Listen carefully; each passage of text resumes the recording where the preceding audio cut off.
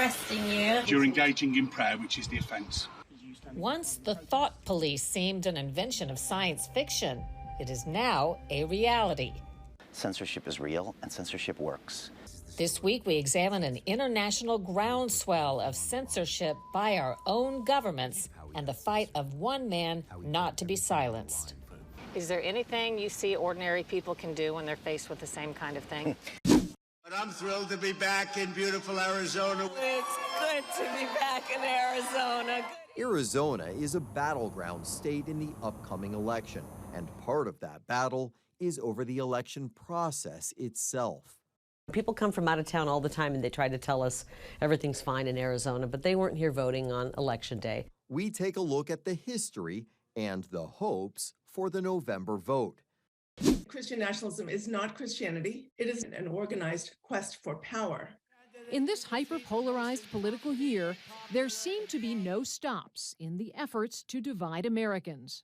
Is it a way of diminishing you, though, and other Christians by slapping a label on them and not having to confront what you're really talking about? Absolutely, I think so. You attack the person instead of the arguments themselves. When their religion is weaponized, should Christians turn the other cheek?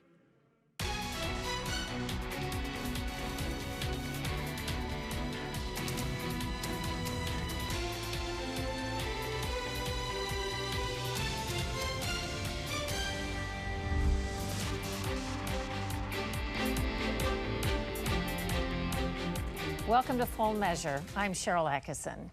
Today, there is a backlash against COVID-era censorship that saw the official suppression of often truthful information about COVID vaccines, and more. In a broader sense, Europe is seeing shocking battles over censorship of speech and even thoughts. A new documentary called We Will Not Be Silenced tells the true story of censorship of a UK-based podcast called London Real. Brian Rose hosts the podcast, and he begins by telling us what happened on April 6, 2020, when a widely viewed episode was deleted and banned by YouTube. What was the episode about? It was a conversation about COVID, asking questions about masks and distancing, and even talking about the V word, the vaccine. We were one of the very early people to be broadcast and then censored by YouTube. So those were rational questions to explore. And we later found a lot of people who were raising those questions were on the right track, whereas the government was on the wrong track. But you had an immediate backlash? Immediate. And I was a partner at YouTube. I'd spent time at the headquarters, made them millions of dollars. And that was the first time I had ever heard or felt censorship. I thought it happened to the weirdos until it happens to you. And my immediate reaction was to re-upload the video and to fight back. So we got in a very public fight with YouTube, which is owned by Google, and then all sorts of regulators here in the UK, Ofcom, a lot of other trillion-dollar tech companies blocked us. And we were, I think, probably the first people at the tip of the spear of this entire censorship apparatus that went much higher into the government. After that happened to you, what did you see happening on a broader scale? Well, it was weird because I was subsequently deplatformed from Dropbox, LinkedIn, PayPal, all simultaneously. And when I started asking questions, I almost felt silly to even imply there might be some type of coordination, because it just didn't seem possible at the time. Later now, we see the Twitter files, we see government was involved, but at the time, I was flabbergasted, but we just decided to keep on fighting. We ended up having to create our own streaming platform, and as our last kind of finger to the man, we broadcast the same conversation with the same person about a month later to about 1 million people strong, just to prove that we could do it in the face of censorship by these trillion-dollar tech platforms. Your podcast is produced in the United Kingdom? Yes, it is. If you want to pop yourself up, we're just going to search. You need the glasses. Yeah, search. The UK is just one global hotspot where crackdowns on speech is taking on new dimensions. I'm arresting you on suspicion of improper use of the electronic communications network. What? Governments are stretching the bounds of their authority to claim that mere words that someone finds offensive might be criminal. Okay, this is in relation to some comments that you've made on a Facebook page. Okay. Oh, really? Oh, it's a Facebook crime, is it? Okay. In August, the UK government issued an ominous think before you post statement saying social media posts that some consider hateful are harmful and could get you arrested. Remind those close to you to share responsibly or face the consequences, the government warned. In Australia, at the height of COVID, you can show me your search warrant before you go through my house. A pregnant woman was handcuffed in her kitchen at home and charged with using social media to arrange an anti-lockdown protest. Yeah, and I wasn't breaking any laws by doing that. You are actually. You are breaking law. That's why I'm arresting you. More recently, an Australian teen arrested for posting crude rankings of high school students. And in what critics call a crackdown on freedom to think. Are you praying? I might be praying in my head. A pro-life woman in Great Britain was repeatedly arrested for doing nothing more than thinking prohibited thoughts outside an abortion business in a designated public spaces protection zone. But you've said you're engaging in prayer, which is the offence. No, but you are still engaging in prayer. It is an offence. She recently won a $17,000 settlement and an apology from police. Brian Rose's documentary, We Will Not Be Silenced, chronicles his fight against censorship. So what would people learn by watching the documentary? I think they would learn that, first of all, censorship is real and censorship works. If you can keep me off these monopoly trillion-dollar tech platforms, people forget about you. And it's just like silencing or having people killed back in the day. You might as well just quiet our messages. This is the story of how we got censored. How we put everything on the line for what we believed in. You must stay at home. How we were betrayed. How we fought back. Awaken to who you really are. Remember. And expose the truth. Who benefits? Who is telling me what I can and can't say? People need to hold these people accountable. Donald Trump recently was on Fox by saying that Google is doing wrong things, and I would like to see the Google files, and I would like to be replatformed. I think we need a government investigation into these companies that are actually more powerful than our governments. I think people need to be aware of the level of censorship that's happening on a regular basis, directed by the governments. When I was censored, I went to my governments and said, what about my First Amendment? What about Article 18 of the European Union? And they said, no, it's a private company. You signed their platforms and their agreements. Meanwhile, I find out later that government officials were going behind my back into these private companies and forcing them to violate my rights, which are felonies. And then, of course, not to mention the millions of people that probably died for a lack of that information. This happened to untold thousands or even more people than that. Is there anything you see ordinary people can do when they're faced with the same kind of thing? Well, you know, as the guest that I had on the show that was very famous, you know, he said, we're actually more powerful than they are, and you only need about 4 or 5% of the population to just say, no, we're not going to do these things. I'm not going to stay at home. I'm not going to wear a mask. I'm not going to do what you say. And they actually can't control us. So the real lesson of the movie is fear. Fear was weaponized, and it got us to behave in a really small way.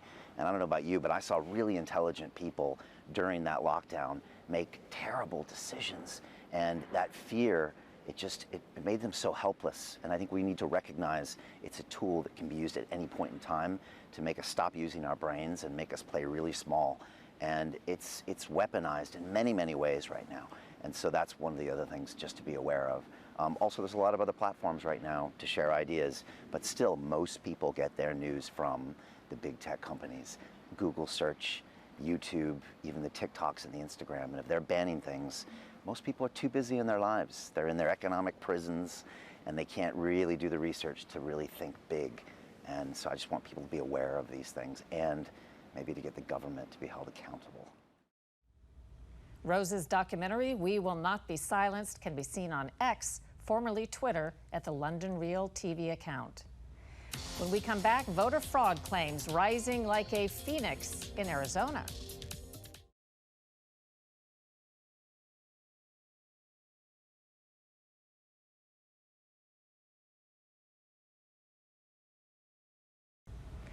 It's a pretty eye-opening number. According to Pew Research, fewer than 1 in 4 Americans is very confident the 2024 election will be conducted fairly and accurately, only 23%. For many Republicans, trust was shaken after the unusual 2020 election, which saw Biden grab an overnight come-from-behind victory over Trump. Scott Thuman reports from the battleground state of Arizona, a hotspot for claims of election fraud. hot under the collar in a political battleground as candidates spent their summer crisscrossing the Grand Canyon state, stumping for votes. It's good to be back in Arizona. I'm thrilled to be back in beautiful Arizona without... Tensions high ever since the last major cycle, when only 10,500 votes from a total of 3.4 million separated Joe Biden and Donald Trump, Biden eking out the win. Breaking news overnight, NBC News projecting Joe Biden wins Arizona. Republican claims of fraud and corruption left some here wondering, is the election system itself trustworthy or broken? Gina Swoboda is chairwoman of Arizona's Republican Party. Talk to me about this distrust in the election system here in Arizona. Yeah, it's heartbreaking. It's heartbreaking. It's bad for turnout. It's bad for the country. So we have had 3 election cycles in a row where we had various process issues or equipment issues, and it was highly problematic. A review by the Republican Attorney General alleged real problems, like how early votes were handled.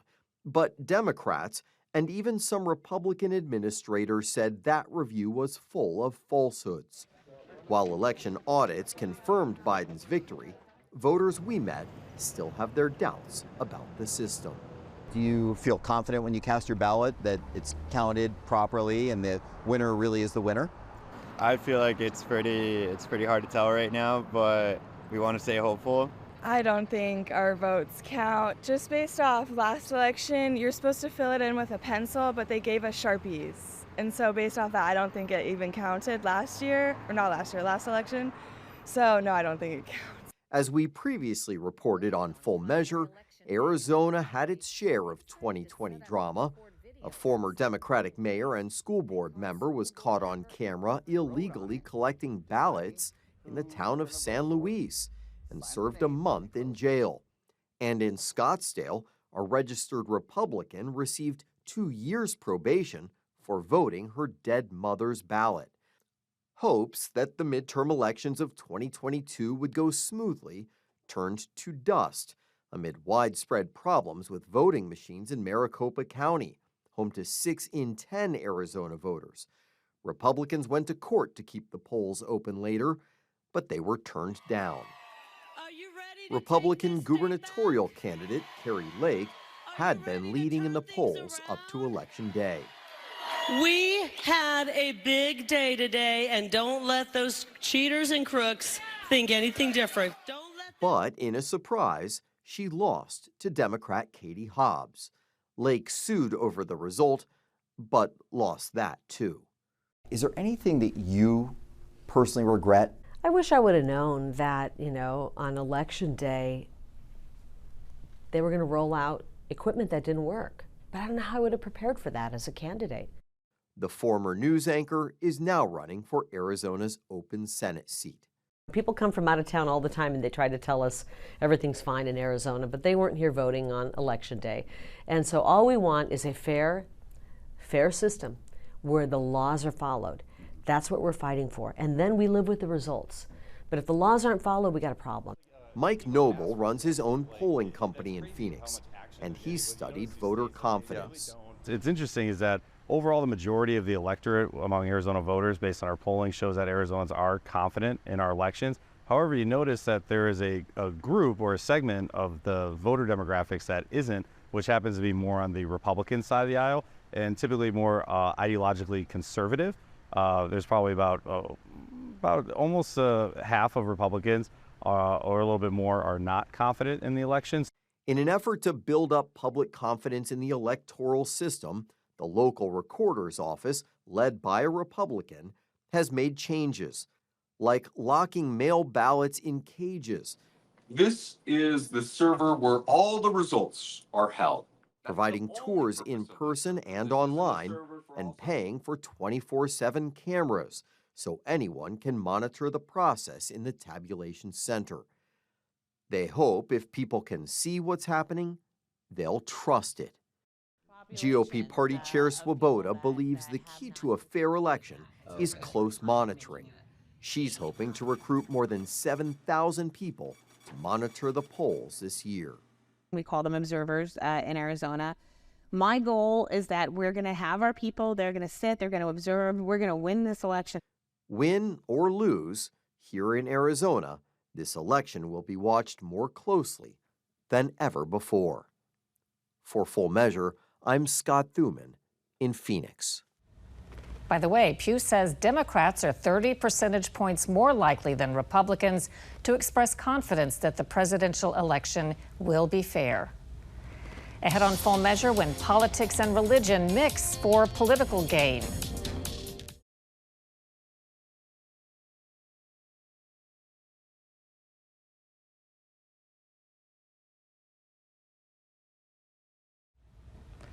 Politics and religion have long been flashpoints in American discourse. Now there's a term you may start hearing more of: Christian nationalism. It's being popularized by factions who argue Christianity is being used by opportunists for political gain. Lisa Fletcher has more. White Christian nationalism has been in the headlines quite a bit recently. While it is linked to Christianity, its focus is much broader, with a goal of tearing down the wall between church and state. It's called Christian nationalism. What do you make of the phrase Christian nationalism? I've seen that become a label here recently, I think as a means to disincentivize or maybe even intimidate some Christians for engaging in their civil responsibilities. Randy Adams is a pastor at Church on the Rock, a Protestant church about an hour from Kentucky's capital, Frankfort. Colossians 3 says, whatever you do, work at it with all your heart as working for the Lord, not for human masters. What I try to teach my congregation is that when somebody from Church on the Rock dies and they're standing before Jesus, every aspect of their life he is going to call into account. So when it comes to an issue on abortion or gender confusion or anything like that, I have to live out my civil responsibilities in a way that's pleasing to Jesus as well. That's not pushing politics into church. It's allowing us to be living sacrifices in all aspects of our lives. Why do you think that's become controversial? I believe it's always been controversial. If the phrase Christian nationalism is new to you, you're not alone. A leading polling firm asked 1,000 registered voters if they knew what it meant, and about 1 in 3 answered yes. But the phrase Christian nationalism can take on a nefarious connotation, depending on who is framing the definition. The left-leaning group Americans United, which advocates for the separation of church and state, describes Christian nationalism as being deeply rooted in anti-Semitic and fascist beliefs. What has changed, however, is that Christian nationalism has seen increased influence among the right wing. An open forum discussion on PBS, which is funded in part by your tax dollars, puts it this way. Christian nationalism is not Christianity. It is not a religion. It is a political phenomenon that involves the exploitation of religion for political purposes, an organized quest for power. Christian nationalism preaches a gospel of power. You don't see other viewpoints having that nationalism attached to their name, right? Whether it be, LGBTQ or Black Lives Matter or any people with a vested interest in seeing their values, permeate society. Is it a way of diminishing you, though, and other Christians by slapping a label on them and not having to confront what you're really talking about? Absolutely, I think so. You attack the person instead of the arguments themselves. It's a disparaging term to make one group feel like they don't have the right to advocate for their beliefs. The issues where, I've been labeled a Christian nationalist is whenever I stand up for my own rights and the rights of others who don't want to be, have things forced upon them. I'm not going to address a person by a specific manner that they request if it violates my conscience, in my faith. But to those who raise the term and issue to the level of a threat to democracy, pollsters say it's pretty clear this isn't about the separation of church and state as much as a new way to carve a political divide, because it's all about the numbers. There's a basic question: are we a Christian nation? How do you answer that question? Well, do most Americans profess some kind of Christian belief? Absolutely. It's close to 3 out of 4. So by that definition, we are. Is our government a Christian government? Absolutely not. Scott Rasmussen is well known for his decades of work in public opinion polling. His insights have led to a greater understanding of voter behavior and political trends and attitudes. The traditional media outlets don't talk about faith life. 8% of voters talk politics daily, while 42% pray daily. More people pray than drink on New Year's Eve. Happens all the time. Historically, do Christians vote alike? There have always been divides. Do most people who have a Christian worldview vote Republican? Yes. But African Americans tend to have pretty strong faith values. They tend to vote Democratic. How has religion played in terms of voter impact over the last few decades? You know, the moral majority came alive a few decades back. When Ronald Reagan was president, he talked about faith in a lot of different ways. That group, the moral majority, played a very, very significant role. And they were part of a coalition of Republicans that included the moral majority, the faith-based, that included the libertarians, who, we don't want anything to do with government. But the mingling of religion and politics dates back to the Civil War. With the Emancipation Proclamation, many Northern religious leaders believed God was on the side of the Union. And with Lincoln's encouragement, churches rallied behind the war and helped Republicans, the party of Lincoln, to win a second term. But while the politics of Lincoln in 1864, or even Reagan in 1980, may seem like ancient history, to borrow the phrase from former House Speaker Tip O'Neill, all politics is local. And in the case of religion and politics, it becomes hyper-local, a matter of individual choice and belief.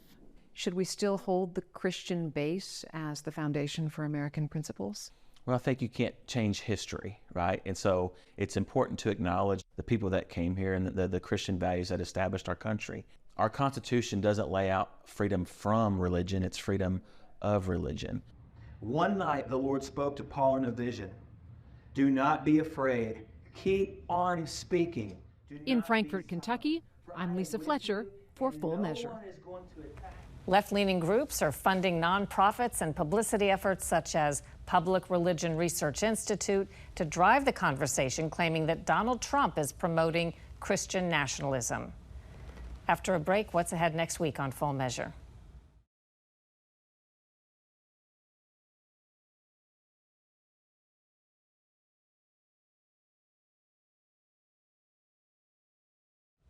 Coming up next week on Full Measure, a national debate over foreign ownership of U.S. factories is upending politics in Michigan.